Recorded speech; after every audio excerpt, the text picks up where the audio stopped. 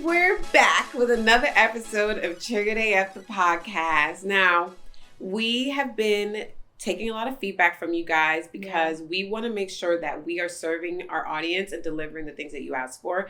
And one of the things that you guys have consistently asked for is more episodes with just Alechia and I. As I know you love our guests as much as we do. Absolutely. But you guys have definitely said you love when it's just us two. And I'm sure it's a desire for intimacy. And we're here for it because that's what we promised from day one. So I just am really excited to keep having conversations with Alechia, when it's just Alechia and I, keep bringing in our guests to give us different perspectives so that we can have all the conversations together so we can continue our healing. Today's conversation is super exciting because we allude to and talk about our lower vibrational selves a lot throughout this podcast because that's the root of our triggers. That's the trigger happy bitch, right? Our low vibrating self carries a gun and she's trigger happy. So we wanted to kind of have a conversation around Alechia's lower vibrational self, Lola, and my lower vibrational self, Elsa. Yes. We definitely talked about them a lot through our Villainous Victims episode. So check that episode out. It'll give you more context for this one.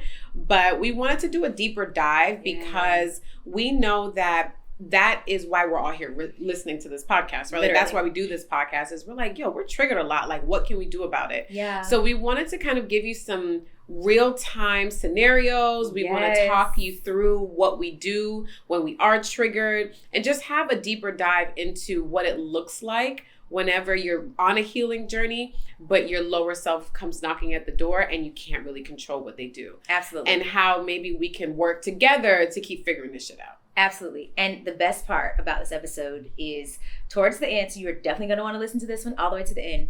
We're going to have an actual conversation between Elsa and Lola. We're going to have an actual conversation with our lower selves and give you the exact example in real time of what our lower selves would and has done, and then what the choice would be if our higher selves had taken the wheel in that moment. How a lot of people say, or some people say, like, Jesus, take the wheel. I want you to think of it when and as we're going through this is your higher self that is taking the wheel, because you get to choose, right? You do. It's you get to choose. Choice, And a lot of people think, oh, well, I'm vibing high, I'm doing all the things. And it's like, there's also a very low part of you. That's what the shadow work is. Yeah. It is not hiding it under a cover like, oh no, I don't want anyone to see the fact that I can be dark. No, it is acknowledging and recognizing I've got some very real darkness in me. Yes. I am not going to pretend that it does not exist. And because I am clear and aware of the fact that there is darkness in me that exists, I can choose, because it is all about choice and personal accountability. I can choose to make a different decision. Yeah, so we can just jump right in. It starts with recognizing when your lower self is present. Absolutely recognizing. Yeah, and the first thing that we do to even recognize them is to name them, right? That's why we have Lola and Elsa. Because when you can put a name to something and you can identify something, you can have a little bit more control over it. And not control in the way that you're going to control every single thing about it, but once you can give it some kind of a label, then your brain can process it in a way that it now feels like there's something it can do about it.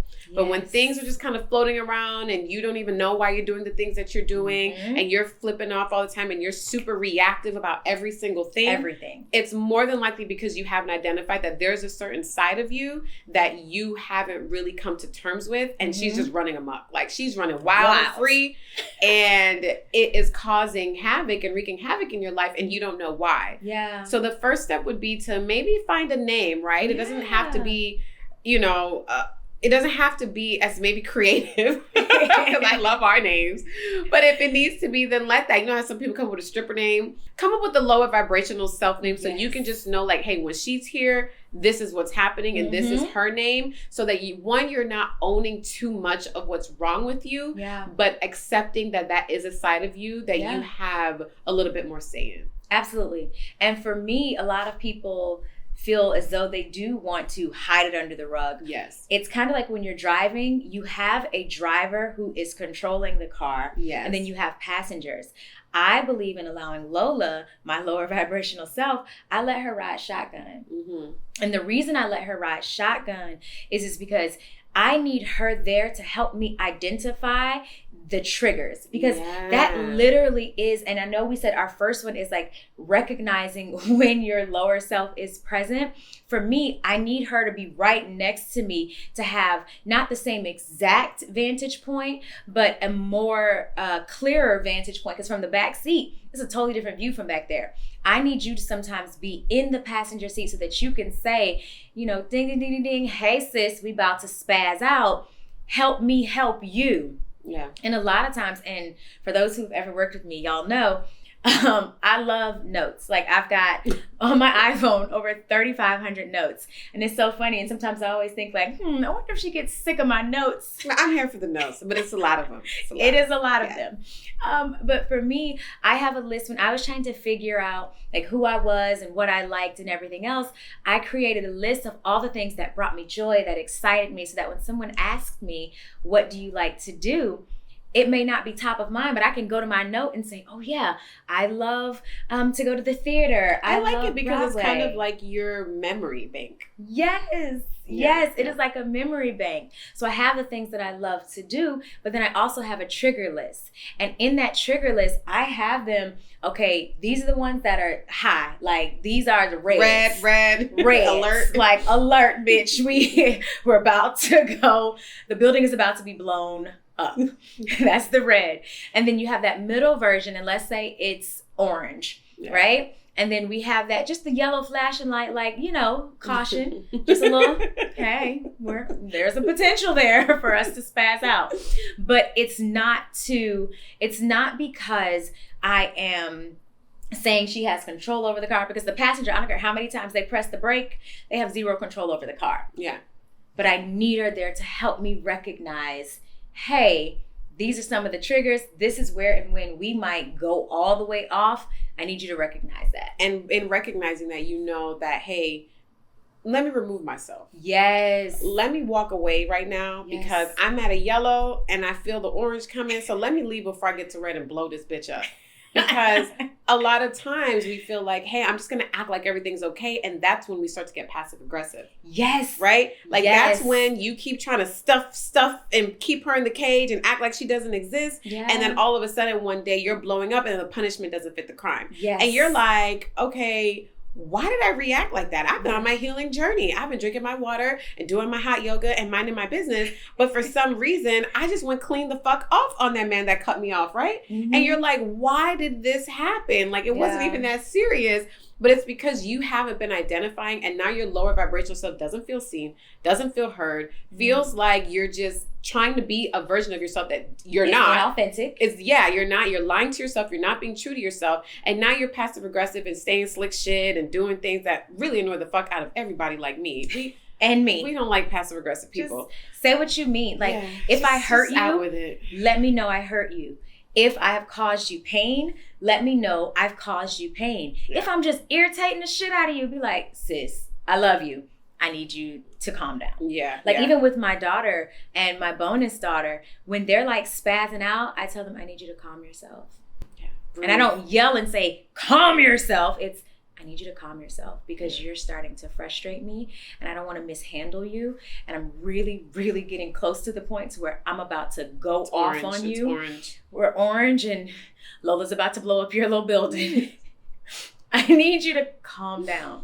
But by being willing to express to people how they're making you feel or what this situation is bringing about, it allows me, because for most people, right, they have no desire to intentionally cause pain or to intentionally hurt. And just like the conversation that we were having with Jay in I believe last week's episode, we were saying, or he asked, how can we get women to be more accountable?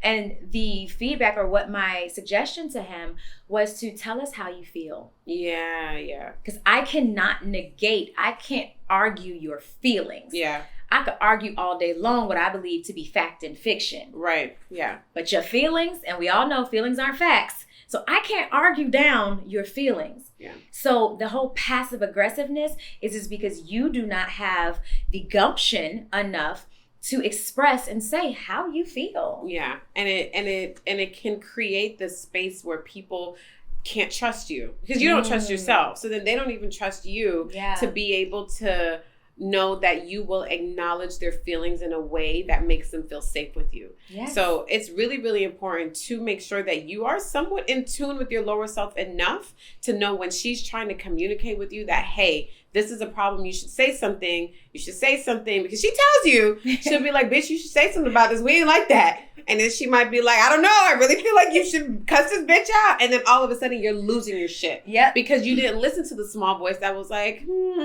I really like how that made me feel. Let me just say something while I'm calm, while I feel okay about it. Yeah. But now all of a sudden you're blowing up and you're this monster that you don't want to be. Yeah. I don't think she really wants to be like that, but you have to remember that your lower vibrational self is there to protect you at all costs. At all costs. It don't matter if the whole building got to burn to the ground. As long as you are okay, she's okay too. Yeah. And you have to remember that because she's there to protect you at all costs, you can't fight with her and make her feel like she's going to be hurt, experience pain. Yeah, but it's also not making her feel like she's wrong or she's bad or she's evil or she's dark. You know, it's just like sometimes when we think of darkness, we automatically think about evil. Yeah. But look at even if I feel like I find God in nature, right? Like a lot of my belief system and how I feel like I understand God is through nature because an artist through their work, right? And I think that nature is God's just masterpiece. Yeah. So when I look at nature, I look at nighttime and I look at that darkness and how much beauty happens in the darkness and how necessary it is for the darkness to be there so that the light can do its thing too. Yeah. So there has to be a level of duality within yourself where you understand like, hey, there's this side of me and that side is there, but it's to facilitate the light. You know what I mean? Yes. It's like I'm here and my darkness is there so that my light can shine that much brighter because I understand what that is, but I know how much better I can be. Mm-hmm. So you can't fight with yourself so much that you start to hate yourself through your process of healing. And then every time you mess up, you're guilty and you're ashamed. You have to learn how to be remorseful without feeling ashamed. Oof, listen, first of all, listen, that's the biggest thing because what shame does is shame traps you and it traps you in a cage that has it's kind of it's an electric cage. So when you touch it, it zaps you and it brings you back down. Yeah. And then it forces you to cower in a corner. It forces you to then stop talking, stop acknowledging how you feel. Shut down. You shut down completely because shame literally, it's like putting on a weighted blanket. And for those who really do like weighted blankets, it puts you in a place to where you're docile.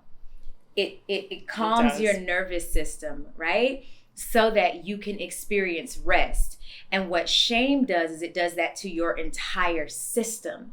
And it puts you in a space to where instead of rest, you experience silence. You shut down. It's darkness. It's nothing. And that's why people will sit in their shit. Yeah. Like, I'm going to sit here and I know I'm wrong, but I'm going to treat you like you're wrong because I don't want to face the feelings that come with me acknowledging that I fucked up. You know, it's like that feeling of guilt and shame that comes with when you do something wrong. You have to be like, okay, I fucked up. Now how can I make a different decision? Yeah. What can I do differently the next time so that I don't feel like that again? But I also acknowledge my truth. Like I have to be able to be like, okay, you know what? Why did I react like that? Like start asking yourself some questions about why your lower vibrational self might have had that kind of reaction to something. Mm-hmm. Every time I have a visceral reaction, especially when I'm in the red zone and I'm about ready to, and I'm loading up my fucking bomb and I'm like setting the timer on that bitch. I start to have conversations with myself, right? Because I'm also super in tune with my higher self. Yes. But sometimes I don't want to hear from that hoe. So I just completely ignore her and I want to talk to Lola. I want to talk to Elsa. Yeah. And I want her to be in charge because she feels good too. Let's not sleep on how good it feels to be in that space sometimes. Yeah. But I've recognized that one of the best things to do is to start having a conversation. But that's handling with care. Absolutely. Right? Yeah. So that is handling with care and that's acknowledging, hey, this person's here. And that's why we don't lock her up. Yeah. Handle her with care. Bring her out and be like, okay, you're here. What's up? Yeah. Yeah. Kind of like what you did with Jackson, right? Yeah. Yeah. Like, what do you need? Why are you feeling like this? Like, you have to check in with yourself all the time, but especially when you start to feel emotions that, I don't like the term negative emotions, but emotions that are uncomfortable to you. Yeah. You have to stop and be like, okay, why did I feel like that? Or if it's past the emotion and you have the reaction, okay, why did I have that reaction to that? Yeah. Why was that so triggering to me? What about what that person said spoke to something in me? Mm-hmm. Because you have to realize that it's never really about that person. I know it's really nice to point the finger and blame everybody else for your problems, but everything that you're feeling is on you. Obviously, you have people who trigger you, but there's something in you that person is speaking to, and you have to figure out why it's there, right? Like, I got triggered really bad a couple weeks ago. But what I want to hear, though, before you give that example, is the conversation that we were having previously about Jackson and his cage. So I was saying that when I first got my dog, and this is how I kind of think about my lower vibrational stuff. I have a dog, and when I first got him, I got him at like 8 weeks, so he was a puppy, right? And he did not like cages. Like, I bought like a soft crate, which is like a crate that's made of material. Yeah. And I remember I was like, oh, this is nice. It's not like a cage. Like, he should be okay with this. And he just was not feeling it. And I was just like, okay, like, what do I do? It's my first time ever having a dog. And he would get so angry and so distressed that he at some point ripped a hole in the soft crate. He's like 9 weeks. He's a tiny dog. Right now he's 10 pounds soaking wet. He clawed through the cage, the soft cage. And one day I just came home and he was just running around the house. And I was like, what is this dog doing? And I realized, and it hit me, I was like, oh my God, like, he doesn't want to be in there. Yeah. But what does that mean for me now? What do I need to do to respect and hear him of not wanting to be there, but also have my boundaries so he's not peeing and pooping all over my house and causing chaos and destroying my things? Yeah. So that means I needed to invest it in a very, very, very, very, very expensive dog trainer. And I also had to send him away for I think it was like 5 days at a time for like 3 months or something to get him the proper training that he needed so that he could be out of his cage, but he could also respect the boundaries that I had within my house. Same way I treat my lower vibrational self. Yes. I need her to be able to flourish and walk around the house and recognize and spot things and ride shotgun with me. Yeah. But she also needs to know that, hey, this is about as far as you can go. These are the things that are allowed and these are the things that are not allowed. When I was younger, I'm the kind of person where you talk to me a little crazy 2 times, I'm ready to hit you. That's not okay. You know what I'm saying? Like, you can't just hit people, especially when you're an adult, you go to jail. Yeah. Okay? So, yes, she's realizing, hey, this person is upsetting me. I can't hit them. What is the alternative? Yeah. You know? Yeah. Yeah. And I think that, too, is creating a new default, right? Ooh, yes. So that's what I do. That list that I have on that notes of my triggers, the red, the orange, and the yellow, what that allows me to do is create a new default. Because just like with children, how you redirect them, I don't believe with really, really young children that you should be like hitting them for every little thing. Like, redirect them. Yeah. Hey, don't do this, or let's try this. Because they don't understand. They do not understand. So same thing with your triggers and with your lower vibrational self. All Lola knows is protect Alechia at all costs. No matter what. Alechia is about to be harmed. I don't know the level of the harm. It don't matter. But you have to know, don't lose your train of thought, but you have to know that the only level of harm she thinks of is death. Death. It is the all end. She thinks is that I'm trying to keep you from dying. That's so it. Just remember that she is willing to do anything to keep you alive. Okay? Yes. Like that's what I mean by protect at all costs. Yes. Every danger feels like death. Like, ultimate death. That's just how we are wired biologically. It's how we're able to survive as a species. Yeah. Back in the day, you had to realize, like, hey, I got to outrun the saber-toothed tiger for my life. It's dinosaur. Your body doesn't know the difference. Doesn't know the difference between a shitty email from your boss and a saber-toothed tiger. Yeah, both of them, death. So when it comes to creating new defaults, and one of the things that I always tell my clients too when we're coaching is let's identify what your top triggers are. Let's identify what are they? See, I love that though, because you never think that you can know that these are the things that bother me. These are the things. And just know, because you feel like they're always situational, but they're not. There are specific There's a theme. things. Yeah. There is a theme. Yeah. And for me, a theme, because I grew up in such an abusive household. And here's the thing. My mother loved me. We are definitely going to have that conversation. Yeah. My mother loved me. My father loved me. And also, they were two people from two very, very broken backgrounds who only responded in the ways in which they knew. They had no desire for growth. They did not even know where you would even start with that. So because of that, my mother was very, very violent with me. And we've had the conversation, like she and I, the chief member of my village now, but it was an extremely difficult upbringing for me. Yeah. Because she was always hitting me. And so I would fight. And so a top trigger for me is people touching me that I have not given them permission to touch me, because it takes me back somewhere and I'm ready to fight. I fought teachers, I fought boys, I fought girls. I would fight. I was always fighting. I fought this boy with a lock. I put the lock in my hand in middle school because he touched me. I didn't like being touched. If I didn't give you permission, like even to this day, Lola like to fight, y'all. Lola is that just bitch like is Elsa. Wild. Elsa like to put her hands on people too. My love language is not personal touch. Yeah. It to this day, and I'm 36. It's not personal touch. If I didn't give you permission, please don't touch me. I put the lock in my hand, turned it on this side, and punched him with it. In middle school, y'all. But I was smart enough to know I had built relationships with the principal and the vice principal at the school. So instead of expelling me, they gave me in-school suspension because I had built such a great relationship. Listen, I was a smart girl. I was wild, but I was smart. And so when it comes to creating different defaults, you have to recognize, for me, what are my highest triggers? How do I normally respond? So when someone touches me and I have not given them permission and it's an aggressive touch, immediately I want to fight. Like, okay, babe, let's just fight. Like all that talking, one got talk, let's just fight. Now, okay, Alicia, right? Lola want to fight. What Alicia does is I express, please do not put your hands on me because you are triggering me. And I do not respond well once that part of me is activated. Yeah. And when we talk about, like when we have that conversation, I'm going to give an example of when it happened in real time. Yeah. No, because it's a thing. You have to, I think if more people if they were able to identify what and why, then whenever you can smell it.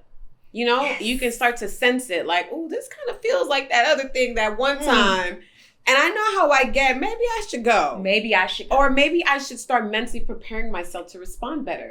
So instead what is of my new default? Yeah. So instead of everything constantly catching you off guard where you're just reactive, you can be like, this is starting to feel like that other thing. Let me start preparing myself as to, like, for me, I don't really like, I hate calling myself an empath because that word is just annoying. But I am very sensitive to energies, right? I'm a Cancer, my zodiac sign is a Cancer, and a lot of people think it's sensitivity, like you cry all the time. And we've been friends for how long? How many times have you seen me cry? I'm not a crybaby. Maybe twice. Yeah. In over 10 years. Yeah, I'm not really a crybaby, but my sensitivity shows up in the form of I'm very sensitive to energy. Like I can walk into a room and be like, oh, okay, what's going on? Like I can feel you. I'm like very sensitive to all the things, right? Yeah. And I realized that for me, because I am so sensitive, it's important for me to get out of my mind all the time because I feel things, but I don't always have the clarity to know where they're coming from. Yeah. So I've had to learn to be like, hey, I'm really sensitive. I can feel all the things. It's my superpower now. It's not something that's wrong with me. Like Danielle Leslie said, I totally related to that on the episode with her. Yeah. But now that I understand that, how can I use it to my benefit as opposed to it allowing me to be super trigger happy? Let it allow me to learn how to control it and how to reel it in. Okay, this is starting to feel, again, it's starting to feel a little funky. what can I do about it? Before I would just be like, oh, I'm starting to feel crazy. Let me just react so you know not to mess with me. Yeah. Right? Yeah. So it's like just kind of identifying, okay, what are my strengths? Mm-hmm. How can I use them to move me through situations so I don't get so trigger happy? Yeah. But also, how can I honor that side of myself so that I can use it to my best benefit? Yeah. You can't just try to run away and to stuff it away and to act like it doesn't exist. So it's going to act like Jackson and it's going to break out of the cage that you put it all the way out and shit and pissed everywhere. So it's just, those are some of the things. So we already talked about naming and identifying your lower self. Well, you got to recognize it first. Recognize it, then name it. Yes. And then learn to stop fighting her and honor her throughout the process so that she cannot overreact and be a nuisance to you when you're trying to do better. Yeah. Because I definitely felt like I was trying and it just wasn't happening. Yeah, but you have to honor why she's there and understand, which is, what is this, number 3? It's 4. No, it's number 3 because it's, recognizing name is number 1. Not fighting her, but honoring why she's there. Okay. Number 2, number 3 is understanding that she's there to protect you. Yeah. At all costs. Yeah. Then number 4, handle that part of yourself with care. Yeah. Handle it with care because it literally is the piece and part of you that you've ignored for so long that it had to build up a defense so that you won't die. Yeah. She loves you. She's there for you. Yeah. But she is in survival mode. Yes. And when you are in survival mode, you're not thinking about anybody but yourself. Yeah. It's why people in disadvantaged communities and economic situations may have more crime, may have more violence. It's because I can't think about the next man and how they feel when I don't know how I'm going to eat today. Yeah. So where I'm gonna live. Yeah. Lola and Elsa, they are the part of ourselves that they're the scared little kids. Yeah, they're here to be like, hey, I'm here to make sure that you're okay. Yeah. We're in survival mode. How are we going to stay alive? She's not here to help you thrive. She don't care nothing about that. She just needs to make sure you wake up tomorrow, okay? Yeah. And once I was able to acknowledge that, hey, there's nothing wrong with me. Yes. This is just a part of myself that was developed as a way to make sure I'm okay. Mm-hmm. She just doesn't really know how to do that yet.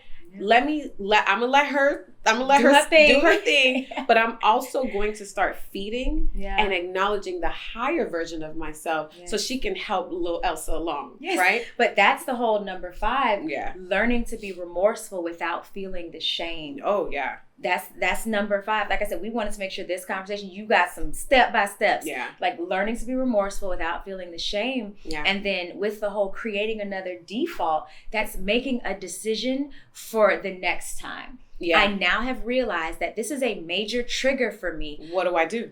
What do I do? What now? Yeah. Singing in my Rihanna, maybe not in my Rihanna voice, but in my Rihanna voice, what now? Like the song that she says, what now? What do I do now? So now you can start deciding, okay, so we're going to start going a little bit into some examples. Yes. But the main thing that you start to do is, what was the outcome of the thing that you didn't like, right? Yeah. What did you do? And what was the outcome of that? What was the aftermath? What happened in your life? Sometimes it can be life-changing trigger happy moments where now you done lost your husband, you lost your kids, like you went all the way left and blew the building up and now your life is in shambles, right? And you burned the bridges.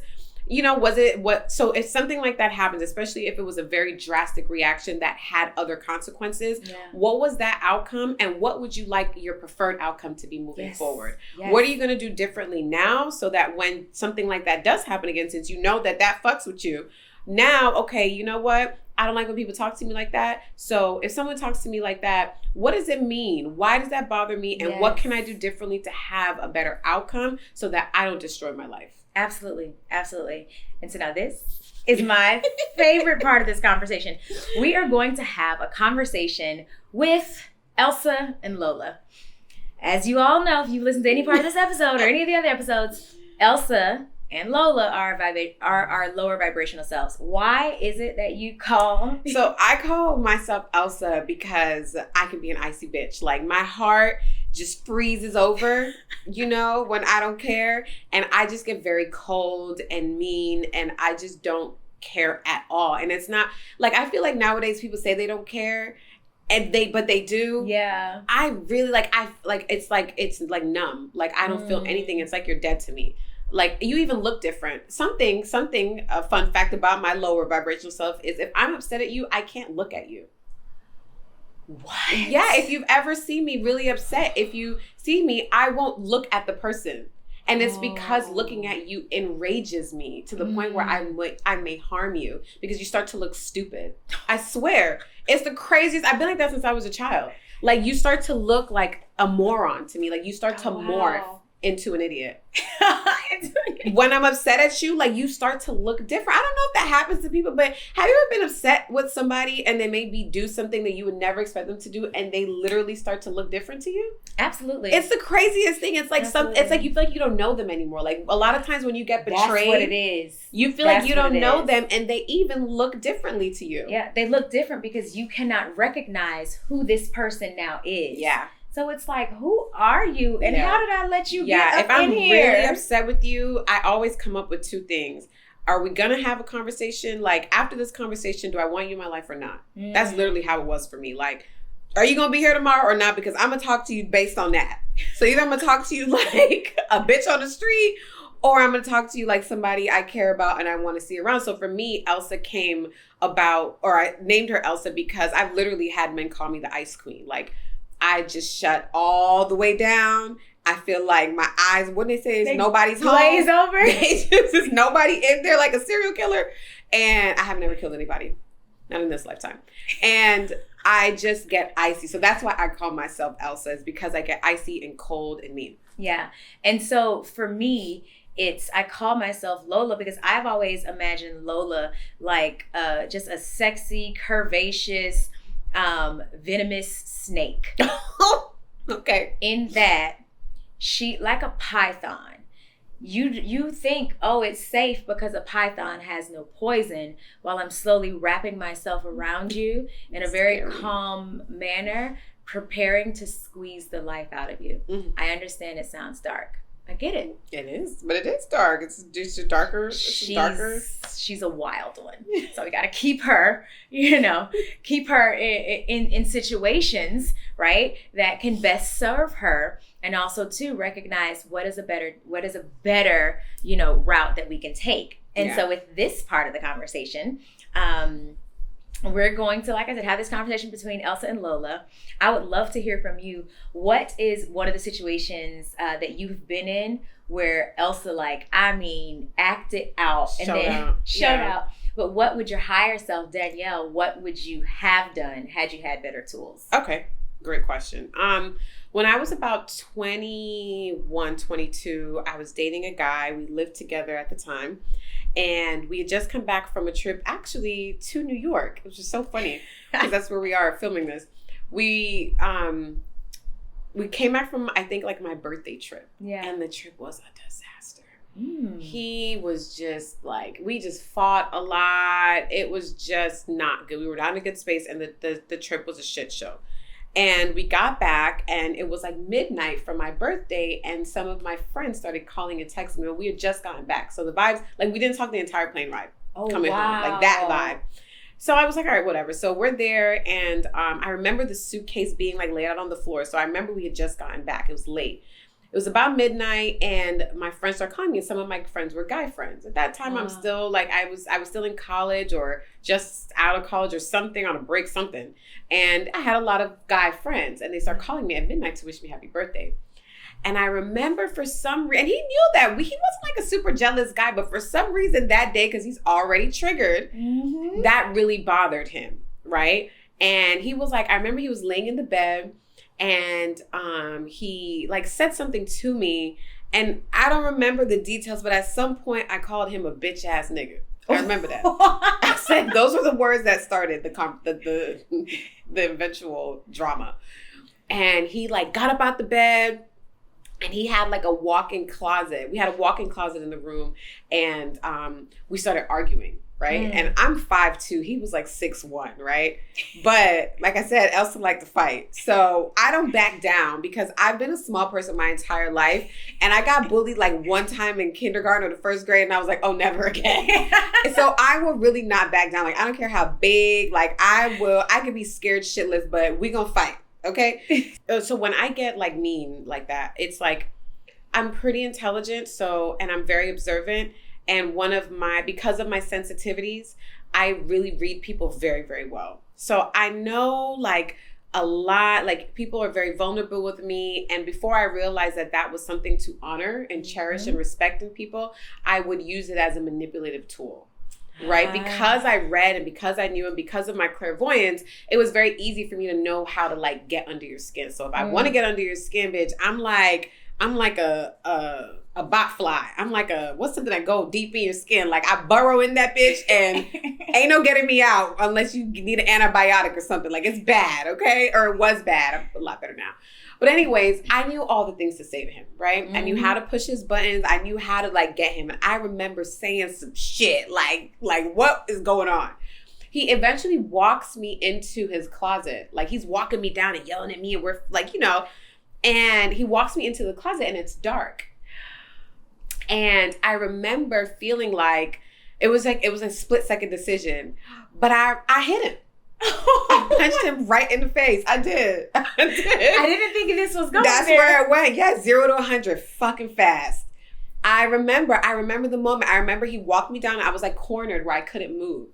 And I was like, all right, fight or flight. Fight or flight. And I'm a fight. And I punched him right in his face. I did. I really did. What was his response? He just I rocked him. I know how to throw a punch. I'm 5'2". I had to learn how to fight. My cousins taught me how to fight. I rocked him. His jaw was swollen for like 3 days. Like it was not a baby hit, like a girl hit. Like I know how to throw a punch. I've boxed for many years. Like I will hit you for real. And I rocked him in his face. He like backed up and I think he had his trigger moment where he was like, okay, I'm gonna kill this bitch or I need to walk away. So he walks away. And he's like, did you just hit me? Did you just hit me? And I was like, yeah, I hit you and I'll kill you in this bitch too if I have to. My next move was if he had planned to hurt me or hit me or do anything, I was already making my way to the kitchen for a knife because it was going to be him or me that day. Oh, wow. This is Elsa, guys. It's not Dani. This is Elsa. But that's how I felt in the moment. I was so triggered because I think it was a lot of me being a smaller person and people feeling they can pick on me. Yeah. And always being very, very, very sure that I was not going to allow that to happen. And that's why in school and growing up, like I always was like rah-rah and ready to fight and ready to cuss a bitch out and always so protective of myself because I felt like people tried to take advantage of me because I was smaller. Yeah. And so anyways. That was the Elsa response. That was Elsa. I punched him in the face. How would Dani? I still might punch him in the face. No. So today, I wouldn't have started up with calling him a bitch ass. I would have probably tried to have a better conversation as to why the energy on the trip was just so shitty in the first place. Yeah. When we ended up having the conversation, because we're still friends. So years later, we had the conversation about it. We could laugh about it now. But it was that he felt like I was not appreciative.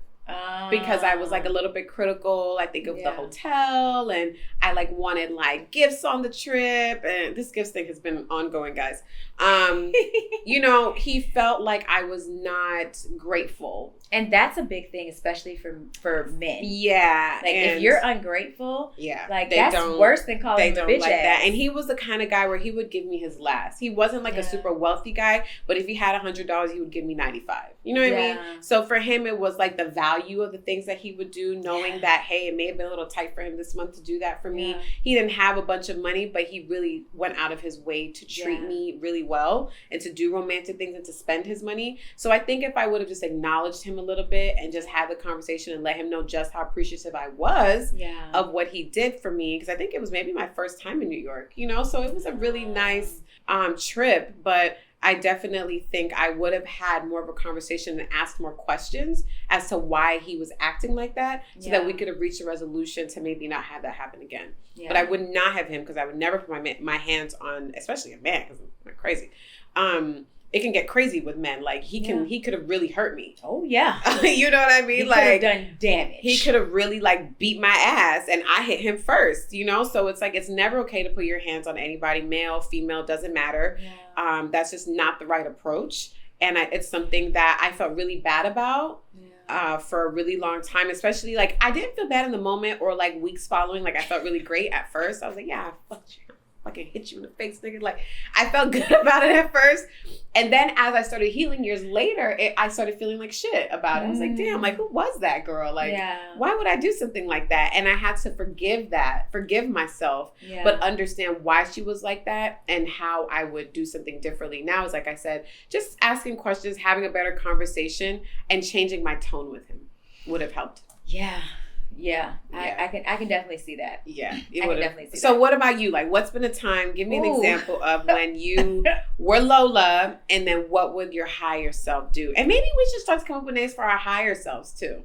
Or is your higher self just you? My higher self is it's just me. You, right? Yeah, that's how I feel. Like my higher self is Dani. Like I that is who I am. Yeah, my higher self is Alechia. Yeah. She's awesome. So this one, oh my God. And it's crazy too, because this situation is literally, it was one of the major reasons why my marriage did not work.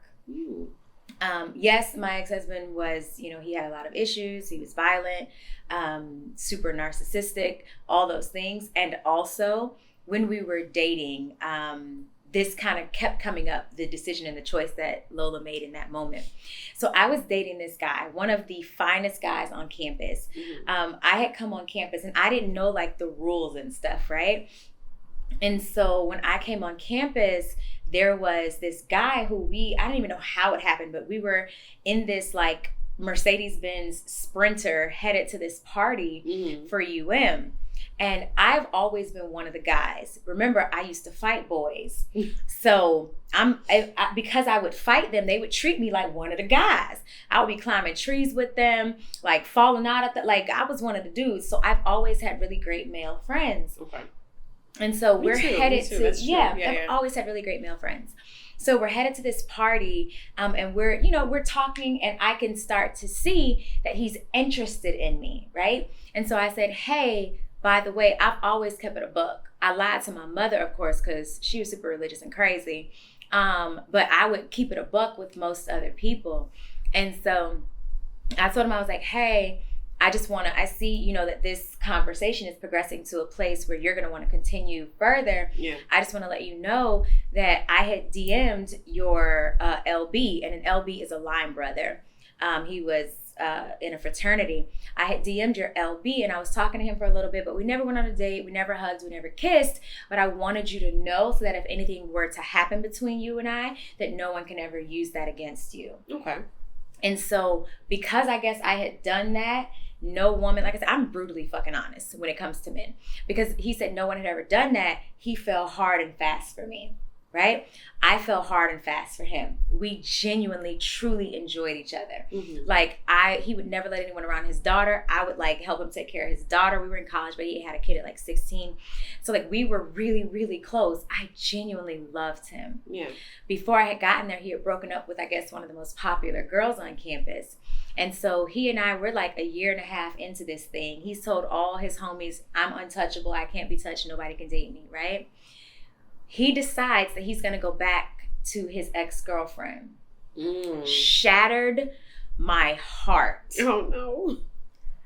Remember I told you Lola is a python? She worms real, real slow and squeezes you to death. What I did is I went and slept with his teammate. Oh. The same night that he and I slept together. Oh. We had goodbye sex. And about 5 or 6 hours later, I was at a party with his teammate. And I knew what I was doing.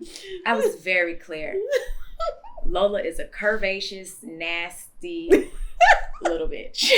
So did he ever find out? Oh, he found out that exact night because his teammate told him. Oh my gosh. His teammate told him right after he left my house. And I think the sucky part too is his teammate was trash in bed. Like he couldn't even last. That'd be the worst. He couldn't even last 60 seconds. Oh my God. That don't count. That don't count, yo. He was terrible. Oral sex was great. Actual sex, the fucking worst. Like I wish I could tell like a lot of girls in college, like, stop having sex with these little boys. Like they don't know what they're doing. Bad. It's like really, really bad. Like I'm like, get you like an older, like if you're like 21, you're of age, you're adult, you can consent. Like, I would advise young women to get with a dude that's like 5 to 10 years older than you, so he could really teach you something about sex. And then you can maybe go back to like a little stupid boy and teach him so that he can help you. Because sex really sucks in college. It sucks. Like, for the most part. Like, you have like your few, but they're exceptions, not the rule. Exceptions. Anyways, I'm just saying. Just want to throw that in there. So I slept with him and had goodbye sex with the one I love. Because we had a conversation. But then you slept with the teammate. And then I slept with the teammate. So what was his reaction? So I slept with the teammate like 5-6 hours later. Yes, I used condoms for both of them. And then his teammate called him because remember, I was untouchable. All the men on our campus knew that Alechia could not be touched because of who I was dating. His teammate told him, because he was so excited that somebody else got me because I had been untouchable until that point. And he told him, he was like, hey, yo, da-da-da-da-da, da-da-da-da-da, about the sexual experience with me. Of course, I got rave reviews, but we're not talking about that. We're not talking about that. And so he told him what happened, and he called me immediately. I remember it was like 7 a.m. Mind you, the guy had just left at like 5 a.m. So that means literally between 5 a.m. and 7 a.m., he tells him that he had had sex with me. He calls me and he's crying. He was like, how could you do that to me? He's like, that's my brother. And I was like, y'all aren't related by blood. I was evil. He's like, why would you hurt me like that? And I was like, well, because you hurt me. What did you expect? You thought I was going to just lay down quietly? That's so cute. I was evil, y'all. So what would you have done differently now as your higher self? So what happened as a result of that is when my ex-husband came to campus, because my ex-husband and I met in college. When he came to campus, the guy who I had dated and we were in love and all the other things, he told him that I slept with his brother. And so my ex-husband would use that all the time to call me a whore. He's like, you're such a whore. You even sleep with brothers. And I'm like, they're not real brothers. They just really loved each other, but whatever. And so that was a demise in our marriage because he would call me a whore so much. If you love someone and they're constantly calling you a whore, that's not okay. Like, I don't want to have sex with you. I don't want to connect with you. So then, of course, they sleep with other people because their wife won't have sex with them. So it really fucked up a lot. And so if I could have done it over again, Alechia, my higher self, I would have not listened to the advice of to get over an old man, you sleep with a new man. That's not bad advice always. I think it can be useful. The way I did it was not good. The way you went about it. But in general, I don't know if that's always a bad idea. Yeah, but I intentionally went after his teammate to hurt him. Okay. So what Alechia would have done is instead of going to the party, stay home to nurse and deal with the fact that I was hurt that someone didn't choose me. Because the ultimate reason as to why I tried to stab his heart so good was because I've always had an issue with people not choosing me. And so I felt like here we are yet again, I'm not the one being chosen, although I am the one who you say you've had the most intimate relationship with, the only other person you've ever introduced to your daughter, like you let me in close to your family. You said no one has ever given you the sex the way I give you the sex. So why would you not choose me? Yeah. So my higher self would have gone home, and if I had at that time dealt with my issues around being chosen, I wouldn't have made a lot more mistakes in dating that I did moving forward. Because I made many more mistakes in dating after that because I had such an issue with being chosen. So Lola likes to feel, she needs to be seen and heard. Has to be. Yeah. Don't lock her up. We can't lock her up. Go ahead. No, I want to know a time where Dani did respond and Elsa did not. Oh, that's all the time. I mean, that's life now. I mean, for the most part, it is Dani who responds. Because, I mean, even sometimes to the point where my partner gets really, like, annoyed because he feels like I always have some politically correct response. Or he's like, you always know what to say. But it's because I really try to be intentional with my words. And I try to make sure that I handle people with care as much as possible. No, but I mean when triggered. Oh, I want to respond. Yeah. I get really triggered. Okay. I had to be delicate with this one, but I'll try my best. Oh, no. I can use a different example. In the relationship that I had, one day I woke up to a DM, And you know, like when it's a picture that you get and the picture, it like says like, this is a picture, whatever, like you need to. Hidden if you don't like accept or something. Yeah. So I was waking up to go work out with my trainer. It was like 7 a.m. It was early in the morning. I remember this. And my trainer used to DM me a lot to tell me he was downstairs. Mm-hmm. Like for some reason, it just wasn't how we communicated. So anyways, I think I've told this story before, so I'll keep it short. Long story short, it ends up being the girl that my boyfriend at the time is cheating on me with. And she sends me a DM of a screenshot of their conversations. Mm-hmm. And him like planning to fly her out here and do all the things, right? And I was in the throes of a certain level of healing at that time. So I was very determined to respond appropriately. So I see it and my heart, he's laying right next to me. My heart like sinks into my toes, I think. Like I remember just feeling like what, like it was so I had a choice. Yeah. Bop his ass in the head and wake him up and confront him and lose my shit, because I was like shaking. Like I remember putting on my gym clothes, like shaking, trying not to wake him up, trying not to cry, like trying to like hold it together. And I remember I was like, sit on it. Yeah, because I was real triggered. I was real triggered because I mean there was no denying. There was no. This was hardcore proof. Like it was in writing. Yeah. You know, the screenshots, everything was there. And I remember I was like, my highest self, God, whoever, was like, wait, sit on it for a second. I put on my gym clothes and I went downstairs and worked out. I did. I went downstairs. I worked out with my trainer. I told my trainer what had happened because I just needed to get it out. Yeah. And he was like, what? And oh my God, and whatever. I called one of my girlfriends and I told her, and she was like, what are you going to do? Like, you're not going to say anything? I was like, I just want to kind of let this marinate. It was the week of our anniversary. We had plans to go to a hotel and have a staycation. And I spent that whole day. Like, I didn't say anything. Like, this was like 7 a.m. We go to the hotel around 2. I didn't say anything. We went to dinner. You went to the hotel and to dinner, and I didn't remember this part of the story. I did. I went to dinner. We went to dinner, one of the primes. We had dinner, and I knew this information. I didn't say anything. I remember the next day, I had booked an eyelash appointment to get my extensions because it was close to where we were staying. And I was like, oh, he's going to sleep in. He liked to sleep in, right? So I was like, okay, he's going to sleep in. I'll go early in the morning and I will just do that. And then when we come back, we'll do all our activities. That was the original plan. So I'd already booked the appointment, and then we go to dinner, and he can obviously feel like something's like off about me. So I'm asking questions like, I was like, what do you love about me? And he's like, oh, I love this, I love that. I was like, do you see us like together? Do you see a future? I'm like asking him all these questions, but he has no idea that I know that he's cheating on me. Mm-hmm. And I'm just like, I feel like I feel me bubbling inside. Elsa like on the way. You know, like I feel it. It was a crazy feeling. I don't say anything. We go to dinner. We go to sleep that night.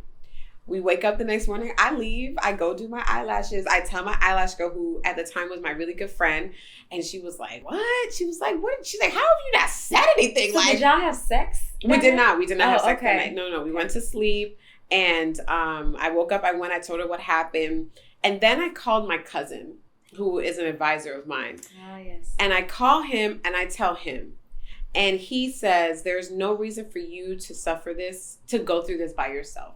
Like, he needs to know and take the responsibility. He's like, but I do.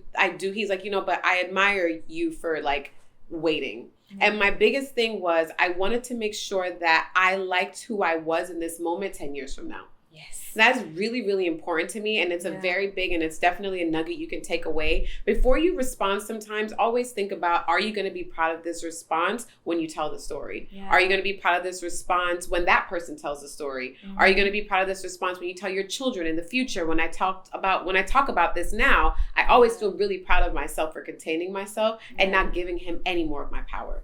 Yeah. That's what it was for me. It was just like, okay, you have taken so much at this point. You can't have any more of my power. Yeah. And I finally decided to confront him. And I was like, I remember I went into the room and it was closed. The blinds were closed. And I went and I opened them up. Mm-hmm. And he starts waking up. And he's like, oh, you want to go get something to eat?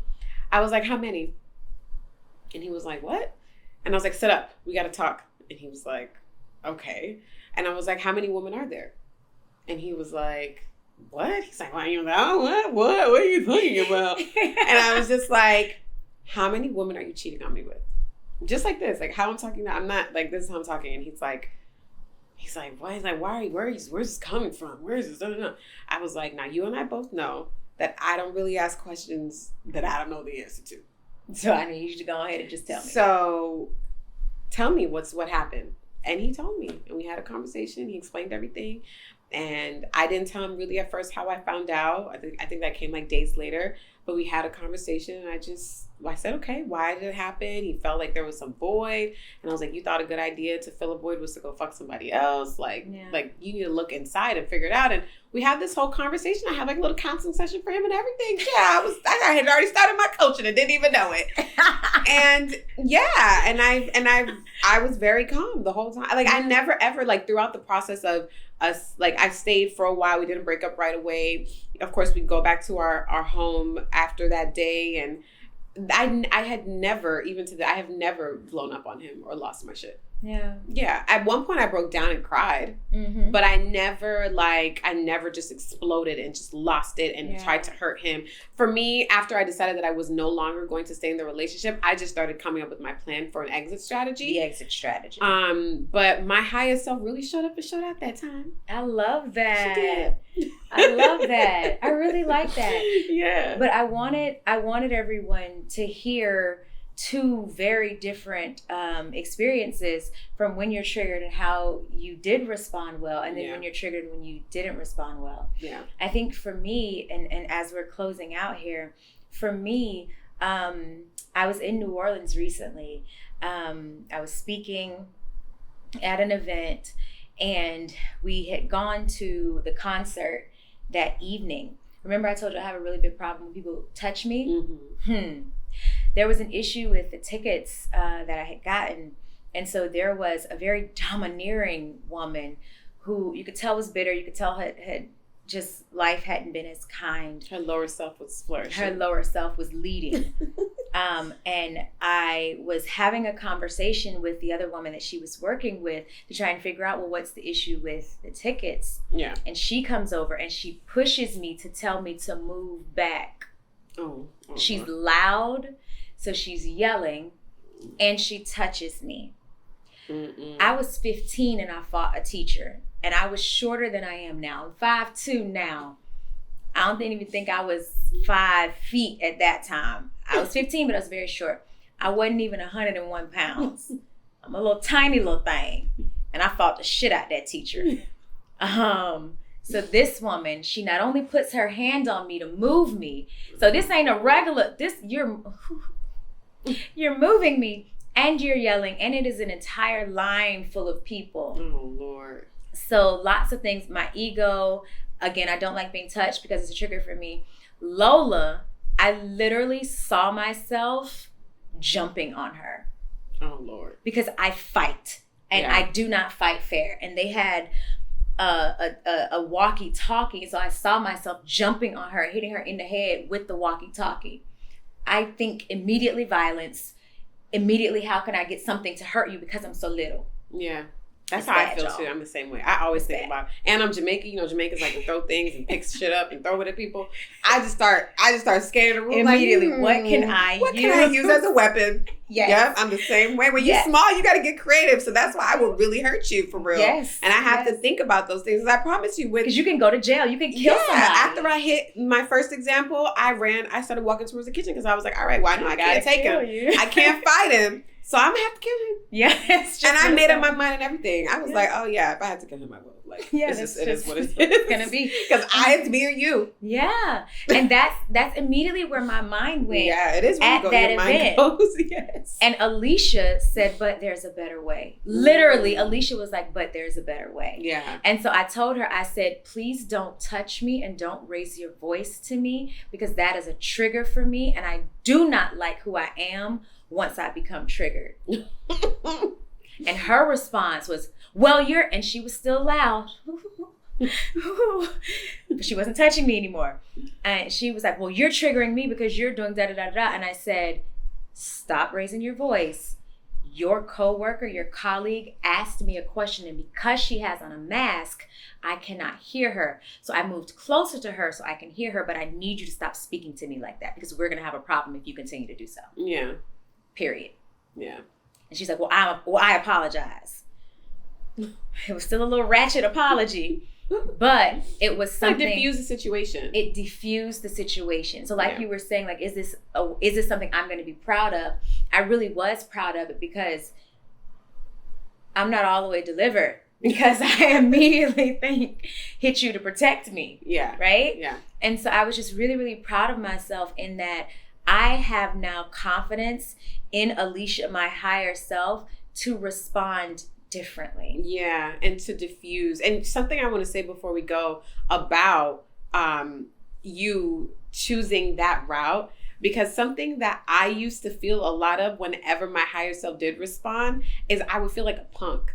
Have you ever felt like that? Hell yeah, where I want to respond. I want to show you I feel like you tried me. I want to show you I'm not the one to try. Or you disrespected me somehow. I want to show you got the right one today. Yeah, and I took the high road. Yeah. And then I'd be walking away like, oh, I should have cussed that bitch out. Oh, wee. And then you leave feeling like defeated. Yes. Defeated. I'm sure so many of you can relate to that. And that sometimes, that's just your ego, y'all. Yeah, that's it's just ego. That's just ego. That's not real. That's just your lower self trying to like beat her chest real fast and show that she's in charge and she's the boss. Yeah. Don't let that feeling of feeling punked, and I know especially in the Black community, because that is somewhat of a cultural thing. It's very much of so being cultural. able to read a bitch and cuss a bitch out and all that stuff. I'm gonna show you. We think that's empowerment. You know, that's what we see a lot in our culture as far as in the media. Like, that's how a Black woman is a boss, you know, like she's mean and she says what she wants to say and she doesn't have that kind of kindness and compassion because she just don't need that. That doesn't serve her. That's not true.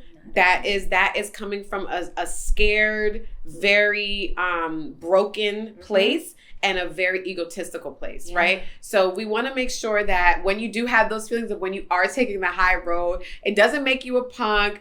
It doesn't make you weak. It doesn't mean that everybody can try you. You can still have those awesome boundaries like Alechia just described with her situation, where you can say, hey, warning, I'm not the one. Ding, ding, ding, ding. And you can have a classier, much more intentional and thoughtful approach to when you do feel tried, so that you can even find very good ways to still maybe not be the nicest version of yourself, but not overreact and still get your point across and still hurt them a little bit if you really, really want to. I mean, you can get really good with your words. You know who does that really well? And you know, like reality TV, Phaedra Park. She is very good at reading you like a classy read. It'd be mean. Like, you'd be like, oh. It cuts deep. We don't want to do too much of that, but there are times sometimes where you do have to take a little. You know, take a little. Yes, you do. Some people, you need to teach them a lesson. Okay, I'm sorry. I can't always wait for the Lord to teach you a lesson and for karma to come back around or whatever you believe in. Sometimes I am the karma bitch. I'm here. What's up? Okay? But I'm not going to hit you. No. And I'm not going to curse and yell and act out of my character. Yeah. But I'm kidding, but there are ways to still be very firm in how you let her know what your boundaries were without, and I use the word, without handing over your power. Yeah. And I think that's where we have to get to a point where when you're acting out like that, you are literally just handing your power on a platter to somebody and just letting them run wild and take over. And you're the only person that feels that. I have an aunt who always says, the only person who feels the inadequacy is the inadequate one. You know, like, you're the one that has to live with the shit that you let other people make you feel. They don't, their day goes on. Somebody cuts you off and you in your car and you hot and you itching and you sweating because they cut you off. They just went off with their day. They're done. And now your day is ruined because of a stranger. You know, so just think about some of those things when you want to kind of like live in those spaces. Try to, all the steps that we said, the recognizing your lower self when she appears, naming her, not fighting her, but honoring when she has appeared and learn that and remember that she's there to protect you at all costs. Handling her with care, learning to be remorseful without feeling shame and guilt. Making a decision for the next time and then deciding what you want your outcome to be moving forward so that you can act accordingly. Yes. Listen, this episode was so good. Like, I love the fact that this podcast allows us to be our full, honest, bold selves. And I want you to make sure, share this with a trigger happy fam. Like share this with a trigger happy family member. Share this with someone who you know they need this, because we do not have to simply accept that this is how I am, because we can be better. We can love us as we are, knowing that we are enough, and still make a decision to do and be better. So stay connected with me everywhere on Beyonce's internet at Alechia Reese, ALECHIA and Dani. And you can stay connected with me at Miss Dani Foster. You can go to my website, Dani Foster Coaching. And for Triggered, you can go to @TriggeredAFPC. You can go to our website, triggeredafpodcast.com. And please go check out our YouTube so you can watch us on the internet, okay? And you can make sure that you are subscribing and sharing and, stay in our DMs like you guys have been. Let us know what you're looking for, what you like to hear about, what you want us to talk about. We are here to serve you. So we love the feedback. It really, really helps us grow, I feel like. And we're literally going to our 5th season because of y'all. So, it's really exciting, and we're just loving this journey. And thank you for being a part of our Trigger Happy fam. And we're just trying to get more happy than triggered. That part. Thank you guys so much for listening and watching. Bye. Thanks so much for listening to this week's episode of Triggered AF. Remember, don't be consumed by your triggers. Confront it and then work to release it. Whether you leave us more triggered than you came, or you're feeling like you've been open to a new perspective, our hope is that you've grown. Make sure to share this episode with a friend who's trigger happy and tag us while you're listening. We can't wait to hear from you. Until next week, pull it together, girl.